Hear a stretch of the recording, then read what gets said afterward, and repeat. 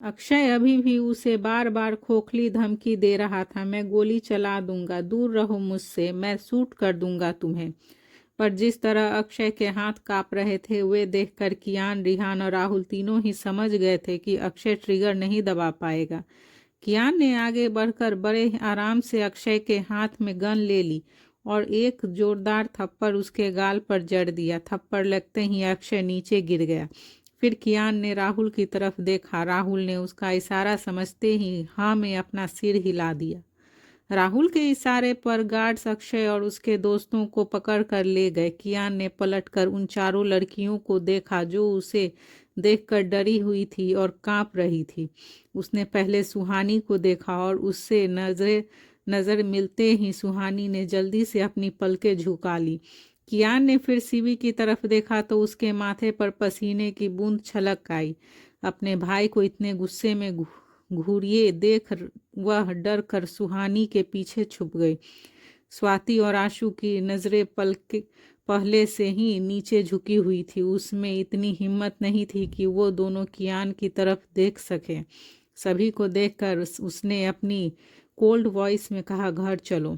थोड़ी देर बाद वो सभी विला में आ गए। कियान सोफे पर किसी राजा की तरह बैठा था और वहीं उसके दोनों सिपाही रिहान और राहुल लेफ्ट और राइट साइड में खड़े थे और उसके सामने सिर झुकाए खड़ी थी फूल जैसी चार नाजुक लड़कियां।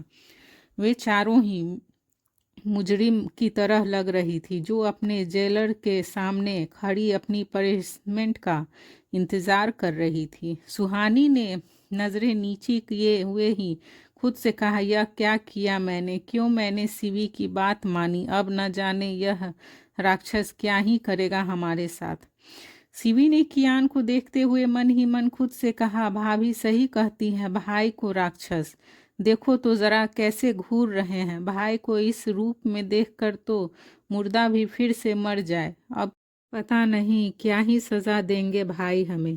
फिर सोचते हुए उसने आगे कहा, कहीं यह मुझे फिर से तो दूर नहीं भेज देंगे। नहीं नहीं, अब मैं और अकेले नहीं रहना चाहती, मुझे भी सबके साथ रहना है। पिछले 3 सालों से मैं अकेले रह रही हूँ, अब और अकेले नहीं रहना।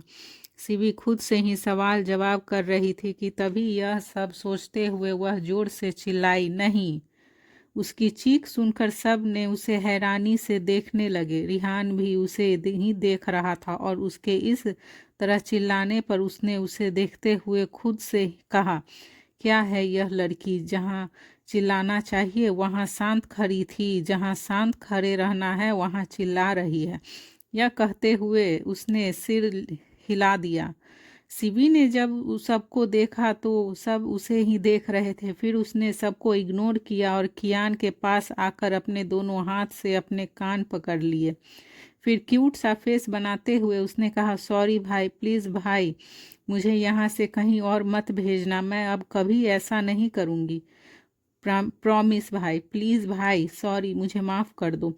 यह कहते हुए उसने होठों का पाउच बना लिया।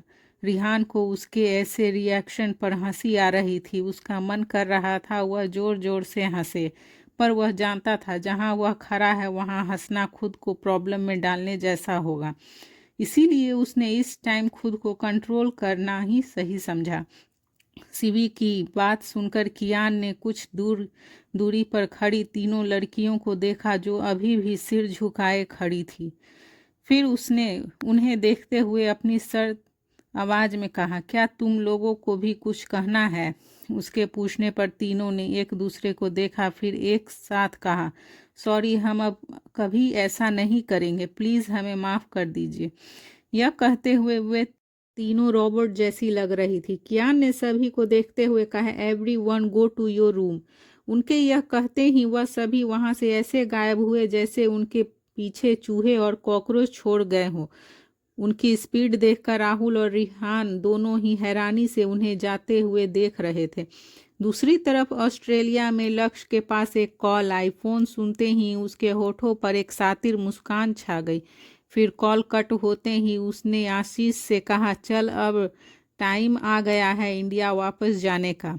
उसकी बात सुनकर आशीष के होठों पर भी डबल स्माइल आ गई। दूसरी तरफ इंडिया में सुहानी बालकनी में खड़ी चांद को देख रही थी कि तभी उसने कमरे में कियान की प्रेजेंट फील हुई। उसने अभी तक कियान से नज़रें नहीं मिलाई थी। उसे डर था वह उस पर बहुत ज़्यादा गुस्सा करेगा। उसे अपनी गलती का भी एहसास था, इसीलिए वह शांत थी। पर कब तक शांत रहती, इसीलिए वह गहरी सांस लेकर उसके पास चली गई। फिर हिम्मत करके उसने कियान का हाथ पकड़ लिया और उसे रोकते हुए कहा, आई एम सॉरी। उसका सॉरी सुनकर कियान ने कहा, क्या सोचकर तुम वहाँ बिना गार्ड के चली गई? तुम तो सब जानती हो ना, कब कौन किधर से हमला कर दे पता नहीं, और वह जगह क्या तुम लोगों के लिए सेफ थी? उसकी आवाज़ एरोगेंट से भरी थी, जिसे सुनकर सुहानी ने अपनी सफाई में जैसे ही कुछ बोलना चाहा कि तभी कियान ने अपनी एक उंगली उसके होठों पर रखकर उसे खामोश कर दिया। होते ही सुहानी ने नज़रें उठाकर उसकी तरफ देखा तो कुछ पल के लिए दो आंखें चार हुई।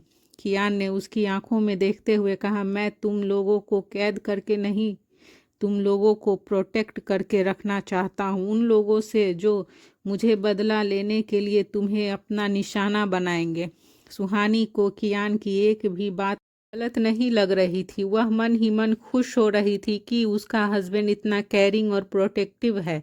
उसने अपने होठों पर उसकी उंगली को हटाया और अपने पैर के पंजों के बल खड़े होकर कियान के होठों पर अपने होठ रख दिए। सुहानी के हाथ उसकी नेक पर घूम रहे थे। फिर धीरे धीरे उसने अपनी उंगलियों को उसके बालों में फिराना शुरू कर दिया। वह उसे पैशनलेस किस कर रही थी। वहीं कियान उसकी सुडेल किस से थोड़ा शॉक्ड हो गया था, पर कुछ देर बाद उसे भी अच्छा लगने लगा और फिर वह भी उसे कमर से पकड़कर अपनी बाहों में लेते हुए उसका साथ देने लगा। उधर शिवी जैसे ही अपने रूम का डोर क्लोज करने को हुई कि तभी अचानक से रिहान उसके सामने आ गया और उसे धक्का देते हुए वहां अंदर चला आया। फिर अंदर आकर उसने रूम को अंदर से लॉक कर दिया। शिवी उसे देखते ही डर गई। उसे पता था इस बार वह उसे नहीं छोड़ेगा। एक बार पहले भी वह इस तरह की बेवकूफ़ी कर चुकी थी। उसने डरते हुए उससे कहा, रिहान तुम जाओ यहाँ से, किसी ने तुम्हें देख लिया तो प्रॉब्लम हो जाएगी। उसकी बात को इग्नोर करके रिहान ने कहा, क्या तुम भूल गई कि तुम्हारे साथ लास्ट टाइम क्या हुआ था? उसके सवाल पर शिवी अपनी नज़रें चुराने लगी। उसने नज़रें चुराते देखकर रिहान ने उसका हाथ पकड़कर उसे अपनी ओर खींचा और उसके नेक को पकड़कर उसके सिर को ऊपर करके उसकी आंखों में देखते हुए कहा, जब मैं बात कर रहा हूँ तो मेरी आंखों में देखो। यह सुनकर वह उसकी आंखों में देखने लगी। शिवी की आंखों में डर दिख रहा था। उसे डरते देख रिहान ने उस पर अपनी पकड़ को ढीली करके कहा, मैं इस आंखों में से खुशी की चमक देखना चाहता हूँ, डर नहीं। यह कहते हुए उसने शिवी की आंखों पर से चश्मा हटाया और उसके चेहरे को अपने हाथों में थमाते हुए कहा, तुम क्यों ऐसे काम करती हो जिसकी वजह से बाद में तुम्हें पछताना पड़ता है? हाँ बोलो, तुम्हें पता है ना तुम्हारी लाइफ बाकी सबकी तरह नॉर्मल नहीं है। जिस फैमिली से तुम बिलोंग करती हो उसकी वजह से हर वक्त तुम पर खतरा मंडराता रहेगा। इसीलिए तुम्हारे भाई ने 3 सालों तक तुम्हें सबसे दूर रखा था। शिवी ने रिहान की बातें सुन रही थी। उसे पता था कि एक भी बात गलत नहीं है। उसे इतना केयरिंग देखकर उसके होठों पर खुशी बिखर गई थी और उसने धीरे से कहा, सॉरी। यह कहते हुए वह रिहान के सीने से लग गई। उसने भी अपनी छोटी प्यारी सी खरगोश को अपनी बाहों में छुपा लिया। दूसरी तरफ राहुल के रूम में स्वाति उसके सीने पर सिर रख कर लेटी थी और उसे मनाने की कोशिश कर रही थी, पर राहुल मुंह फुलाए उसे अपनी बाहों में भर कर लेटा था। स्वाति ने अपना सिर ऊपर उठाया और उसे घूरने लगी। फिर उसे घूरते हुए ही बोली, इतनी देर से मना रही हूँ आपको, क्या अब भी नहीं मानोगे आप? उसकी बात सुनकर पहले तो वह उसे घूर कर देखने लगा और फिर घूरते हुए ही बोला, तुम माफ़ी मांग रही हो या धमकी दे रही हो? उसकी बात पर स्वाति ने उसकी टी शर्ट की कॉलर को पकड़कर उसे अपनी करीब खींचते हुए कहा, धमकी तो मैं अब दूंगी, सॉरी एक्सेप्ट कर रहे हो या फिर मैं, ये कहते हुए वह उसके होठों को देखने लगी और देखते हुए ही उसने अपने होठों को दांतों के बीच दबा दिया। राहुल उसे आंखें बड़ी करके हैरानी से देख रहा था। उसने मन ही में ही खुद से कहा, क्या यह बेशर्म लड़की मेरे ही किस्मत में लिखी थी, पर मैं इसे अपने ऊपर कभी हावी नहीं होने दूंगा। यह सोचते हुए उसने झटके से स्वाति को पलट दिया और उसके ऊपर आकर उसके हाथों पर अपनी पकड़ कसते हुए कहा, मार दिया जाए या छोड़ दिया जाए। जिस पर स्वाति ने डरते हुए कहा, अरे मैं तो बस मजाक कर रही थी, अब हटो आप मेरे ऊपर से। यह कहते हुए वह राहुल से उसे छोड़ने की रिक्वेस्ट करने लगी। उसकी रिक्वेस्ट को खारिज करते हुए राहुल ने अपना सिर न में हिला दिया और झुककर उसके होठों को अपने होठों से छू लिया। अगली सुबह कियान की बाहों में सुहानी उसकी शर्ट पहने सुकून से सो रही थी। वह जल्दी उठ गया था और खुद सोचते हुए छत की सीलिंग को देख रहा था। तभी सुहानी भी अपनी आंखें खोलती हुई आलस्य आवाज में बोली, आप उठ गए। उसकी बात पर कियान ने धीरे से हामी भरी। थोड़ी देर बाद वह सभी हॉल में थे, पर स्वाति और राहुल का कुछ पता नहीं था। शिवी और सुहानी जब स्वाति के रूम में उसे उठाने गए तो उसे रूम में न देखकर दोनों ने एक दूसरे की तरफ देखा। तभी शिवी ने कहा, स्वाति तो अपने रूम में भी नहीं है, गई कहाँ होगी यह लड़की। उसकी बात पर सुहानी ने कुछ नहीं कहा और उसका हाथ पकड़कर उसे लेकर बाहर आई। उससे पहले शिवी कुछ समझ पाती, वो दोनों ही राहुल के रूम के बाहर खड़ी थी। यह देखकर वह समझ गई कि सुहानी उसे यहाँ क्यों लाई है। दोनों ने एक दूसरे को देखा और फिर डोर पर नॉक किया। डोर नॉक की आवाज़ सुनकर राहुल जल्दी से उठा और उसने स्वाति को उठाते हुए कहा, स्वाति उठो यार, जल्दी उठो, नहीं तो हम पकड़े जाएंगे। स्वाति ने आंखें खोलते ही उलझाई आवाज में कहा, क्या है, कोई चैन से सोने भी नहीं देता। उसकी बात पर राहुल ने मुंह बनाते हुए कहा, अपने रूम में जाकर सोओगी तो कोई डिस्टर्ब नहीं करेगा तुम्हें, अब जल्दी उठ जाओ मेरी माँ, इससे पहले कि बाहर खड़ा शख्स अंदर आ जाए। मैं तो ये भी नहीं जानता बाहर है कौन। यह कहते हुए उसने स्वाति को उठाकर वॉशरूम में भेज दिया। वह मुंह बनाते हुए चली गई। फिर डोर के पास जाते हुए उसने खुद से कहा, कोई भी चलेगा, बस सुहानी और शिवी न हो। उसने जैसे ही डोर ओपन किया, सामने उसे वे दोनों ही दिखी। उन्हें देखकर उसकी आंखें बड़ी हो गई। तभी उसके साइड से रूम में झांकते हुए शिवी ने कहा, राहुल भाई, स्वाति अपने रूम में नहीं है। शिवी उसके आगे कुछ कहती उससे पहले ही राहुल ने जल्दी से कहा, वह यहाँ नहीं है, यहाँ तो मैं अकेले ही सो रहा था। बिना मांगे सफाई देना शक की वजह बनती है और राहुल की सफाई ने सुहानी और शिवी के शक को यकीन में बदल दिया था।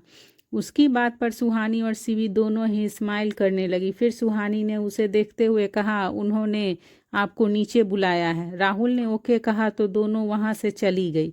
उसके जाने के बाद स्वाति जल्दी से वॉशरूम से बाहर आई और उसे गुड मॉर्निंग विश करके चली गई। उसने जैसे ही अपने रूम का डोर ओपन किया, सामने उसे सुहानी और शिवी दिखी। दोनों को देखकर उसे अपने निचले होठों को काट लिया और मुंह बनाकर खुद से बोली, हर बार मैं ही क्यों फंसती हूँ। तभी सुहानी ने उसकी टांग खींचते हुए कहा, स्वाति कल तुम्हें अच्छे से नींद आई ना। उसकी बात पर स्वाति बेचारी से दोनों को देखने लगी। तभी शिवी ने सुहानी का साथ देते हुए कहा, अफसोस भाभी, नींद अच्छी क्या, बहुत अच्छी आई होगी। सुहानी के सवाल का यह जवाब देगी स्वाति। जान